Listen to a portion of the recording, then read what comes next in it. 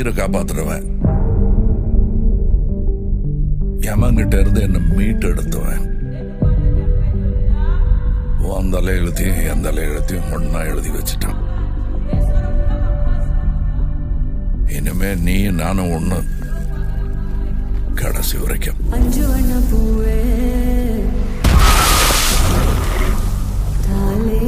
நான் 8 அடி பாஞ்சா நீ 18. 16.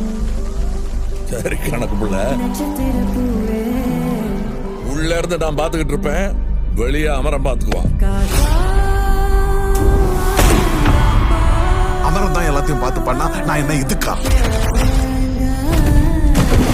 எனக்கு ஏதோ சரியா படல, நீங்க இப்ப போக வேண்டாம். மேடம்,